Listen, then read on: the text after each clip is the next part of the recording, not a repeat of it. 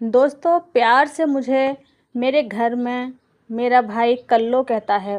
वह हर वक्त मुझे घर में परेशान करता और मुझे कल्लो कहकर ही बुलाता।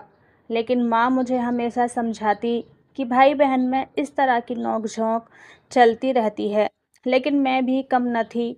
मैं भी उसे तोते की चोंच बुलाया करती थी। उसकी लंबी नाक होने की वजह से मैंने उसका नाम तोते की चोंच ही रखा था, जिस वजह से वे मुझे कल्लो कहता था। मैं इतनी काली भी न थी, मेरा रंग सांवला था, लेकिन देखने में मैं बहुत ही ज़्यादा सुंदर लगती थी।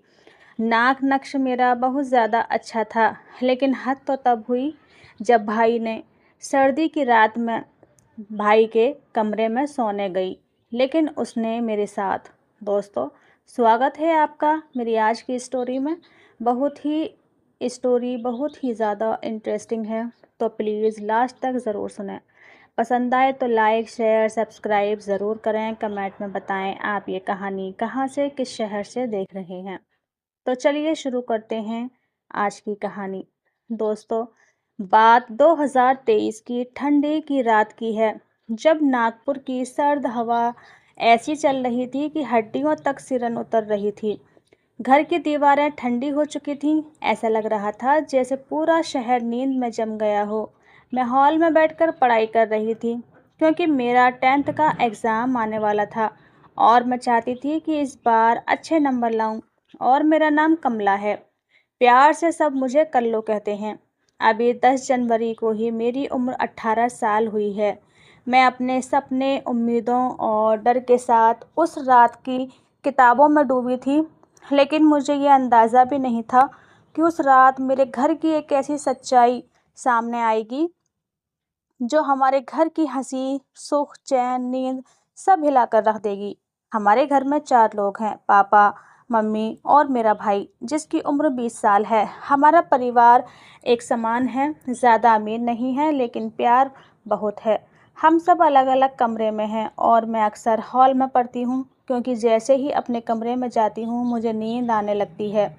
उस रात भी मैं कॉपी किताब फैलाकर बैठी थी। तभी लगभग रात के 2 बजे मम्मी पानी पीने के लिए उठी और मुझे ठंड में बैठा देखकर बोली कि बेटा, इतनी ठंड में हॉल में मत बैठो, पढ़ाई सुबह कर लेना, अभी जाकर भाई के कमरे में सो जाओ।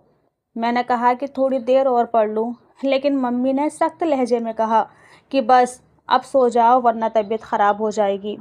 मैंने किताब बंद की, टेबल संभाली और धीरे धीरे भाई के कमरे की तरफ बढ़ गई। उसका दरवाज़ा आधा खुला था और आधा कमरे में लाइट चल रही थी। जैसे ही मैं अंदर गई तो वह मुझे देखकर घबरा गया और अचानक तेज से ब्लैंकेट ओढ़ लिया, जैसे कोई बहुत बड़ी चीज़ छुपा रहा हो। पहले तो मुझे हल्की सी हंसी आई और मैंने मजाक में कहा कि क्या छुपा रहे हो, मैं तुम्हारी बहन हूँ, मुझसे कैसा डर। लेकिन उसके चेहरे पर डर, पसीना, कांपती हुई सांसें देखकर मेरे कदम रुक गए। वह बोल ही नहीं पा रहा था। उसकी आंखों में एक अजीब सा डर था, जैसे वह किसी गहरे अंधेरे में फंसा हो। मैंने उसे ज़बरदस्ती फ़ोन लिया, क्योंकि मुझे लगा था कि वह कुछ गलत देख रहा होगा। लेकिन जब मैंने स्क्रीन खोली तो वहाँ कोई गंदी चीज़ नहीं थी, बल्कि उससे कहीं ज़्यादा ख़तरनाक सच्चाई थी। फ़ोन में ढेरों लोन ऐप्स थे, धमकी भरे मैसेज थे, बैंक के नोटिफिकेशन थे, कलेक्शन एजेंट्स की गालियाँ थीं, आवाज़ रिकॉर्डिंग्स थी, जिनमें लोग कह रहे थे पैसे नहीं दिए तो बदनाम कर देंगे, नंबर ब्लॉक कर देंगे, माँ बाप के पास जाएंगे, रिश्तेदारों में बात फैला देंगे, फ़ोटो एडिट कर वायरल कर देंगे, कोर्ट केस कर देंगे। मेरे हाथ कांप गए, मेरी आंखों के सामने अंधेरा छाने लगा। मैंने कांपती आवाज़ में पूछा, ये सब क्या है। तब उसने सिर झुका लिया और अचानक फूट फूट कर रोने लगा। उसकी रुलाई ऐसी थी कि दिल फट जाए। उसने कहा, दीदी, मुझसे बहुत बड़ी गलती हो गई, मैं बहुत गहरे डर में फंस चुका हूँ। उसने बताया कि पहले उसने टाइम पास के लिए ऑनलाइन गेम खेलना शुरू किया, फिर धीरे धीरे बैटिंग में चला गया। शुरुआत में थोड़े पैसे जीते तो उसे लगा कि यह आसान पैसा है। फिर हारना शुरू हुआ तो हार पूरी करने के लिए और पैसे लगाए। फिर पैसे ख़त्म हुए तो उसने ऑनलाइन लोन लेना शुरू कर दिया। शुरू में सब आसान लगा, फिर एक क्लिक में पैसे मिल जाते थे। फिर ब्याज बढ़ता गया, चैन लोन बनता गया। एक लोन से दूसरा, दूसरे से तीसरा, और वह इस जाल में फंसता चला गया। अब हालात ये भी थी कि हर रोज़ कॉल आते, धमकियाँ मिलती, गालियाँ पड़ती। वह डर गया था, रातों रात सफ़ेद बाल जैसे हो गए हों। वह अकेला इस दर्द में जल रहा था और किसी को कुछ बता नहीं पा रहा था। उसे लगने लगा था कि अब कोई रास्ता नहीं बचा। मैं ये सुनकर हिल गई, लेकिन अगर उस पल मैं टूट जाती तो मेरा भाई पूरा टूट जाता। इसीलिए मैंने खुद को संभाला, उसे पानी दिया, उसके कंधे पर हाथ रखा और कहा कि अब तू अकेला नहीं है। चाहे जितनी गलती हो गई हो, अब हम सब मिलकर इसका सामना करेंगे। पहले उसने हाथ जोड़कर कहा कि मम्मी पापा को मत बताना, वरना वह टूट जाएंगे। लेकिन मुझे पता था कि ये बात छुपाने से नहीं, बल्कि बताने से ठीक होगी।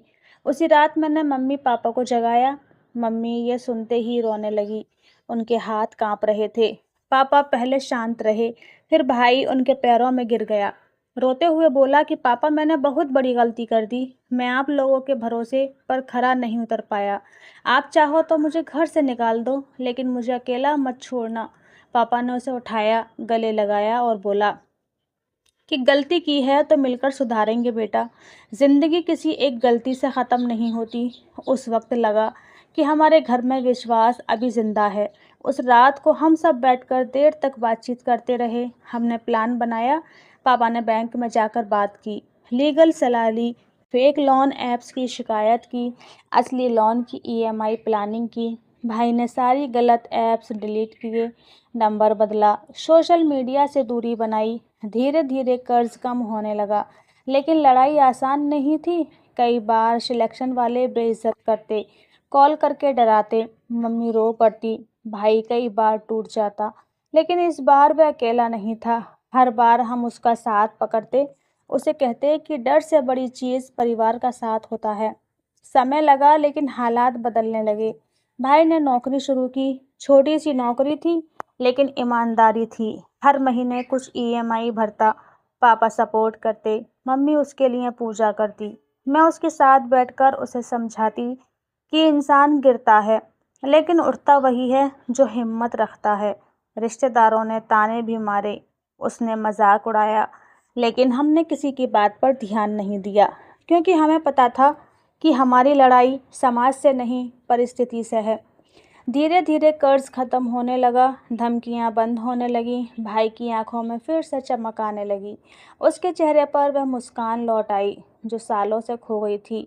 और आज जब मैं ये कहानी सुना रही हूँ तो मेरे घर में सुकून है, चैन है, और सबसे बड़ी बात समझ है। दोस्तों, इस कहानी से सिर्फ इतना ही सीखा कि बच्चे अगर अचानक बदल जाएं, ज़्यादा चुप रहने लगें, गुस्सा करने लगें, फ़ोन ज़्यादा छुपाने लगें, रात रात जागें, तो उन्हें डांटो मत, उनके पास बैठो, उनसे बात करो, उनकी दुनिया समझो। क्योंकि आज के बच्चे बाहर से ज़्यादा मजबूत दिखते हैं, लेकिन अंदर से बहुत अकेले होते हैं। छोटी सी गलती उन्हें ऐसे जाल में फंसा देती है कि वे टूट जाते हैं। अगर परिवार साथ हो तो पहाड़ भी टूट जाता है, और अगर परिवार साथ ना हो तो इंसान अंदर ही अंदर ख़त्म हो जाता है। उस 28 फरवरी की रात को अगर मम्मी मुझे भाई के कमरे में जाने को न कहती, अगर मैं उसे देखती नहीं, अगर मैं उसका फ़ोन नहीं देखती, तो शायद आज हमारी ज़िंदगी कुछ और ही होती। शायद आज मेरा भाई मेरे साथ ना होता। शायद आज हमारा घर खुश ना होता। इसीलिए हमेशा अपने घर वालों का ख्याल रखो, उन पर नज़र रखो, उन्हें अपना समझो। उन पर नज़र रखो, उन्हें अपना समझो, उनसे बात करो, क्योंकि कभी कभी हमारी छोटी सी मौजूदगी किसी की पूरी ज़िंदगी बचा देती है। जैसे उस रात मेरी मौजूदगी ने मेरे भाई की ज़िंदगी बदल दी। ये पूरी कहानी मेरी ज़िंदगी की सीख है, मेरा अनुभव है और मेरा संदेश है। ये परिवार सबसे बड़ी ताकत है, भरोसा सबसे बड़ी दवा है, और प्यार सबसे बड़ी ढाल है। बचा लिया। संवाद ही समाधान है। अक्सर बच्चे डर या शर्म के मारे अपनी गलतियां नहीं बताते। परिवार में ऐसा माहौल होना चाहिए जहां बच्चा सजा के डर से नहीं, बल्कि भरोसे के साथ अपनी समस्या साझा कर सके। डिजिटल जागरूकता, ऑनलाइन गेमिंग, सट्टेबाजी और बिना वेरिफिकेशन वाले इंस्टेंट लोन ऐप्स एक ख़तरनाक दलदल हैं। आसान पैसा हमेशा बड़ी कीमत वसूलता है। अपराध बोध से लड़ें। गलती किसी की भी हो सकती है, लेकिन गलती का मतलब ज़िंदगी का अंत नहीं है। जैसा कि पापा ने कहा, ज़िंदगी किसी एक गलती से ख़त्म नहीं होती। मानसिक बदलाव पर नज़र। अगर घर का कोई सदस्य अचानक गुमसुम रहने लगे, चिड़चिड़ा हो जाए या फ़ोन छिपाने लगे, तो उसे डांटने के बजाय उससे प्यार से बात करें। हो सकता है वह किसी बड़ी मुसीबत में हो। परिवार की एकजुटता। समाज और रिश्तेदार ताने देंगे, लेकिन अगर परिवार एक साथ खड़ा है, तो बड़े से बड़ा आर्थिक और मानसिक संकट टल सकता है। तो दोस्तों, ये थी मेरी आज की कहानी। कहानी आपको पसंद आई हो तो वीडियो को लाइक और शेयर ज़रूर करें, और अगर आप हमारे चैनल पर नए हैं तो सब्सक्राइब करना ना भूलें, क्योंकि अगर आप चैनल को सब्सक्राइब किए रहेंगे तभी आपको नई वीडियो की अपडेट आप तक पहुंच पाएगी। तो फ्रेंड्स, मिलते हैं फिर से एक नई कहानी को लेकर। तब तक के लिए कहानी को अंत तक सुनने के लिए आप सबका बहुत बहुत धन्यवाद। दोस्तों, जिस तरह से आप मेरे इस चैनल को प्यार दे रहे हैं, उसी तरह से मरियम स्टोरी को भी प्यार दीजिए। उसका लिंक मैं डिस्क्रिप्शन बॉक्स में डाल दूँगी। प्लीज़ उसे भी लाइक करना, शेयर करना और सब्सक्राइब करना तो बिल्कुल भी मत भूलना। चलिए, मिलती हूँ आपसे नेक्स्ट वीडियो में। धन्यवाद।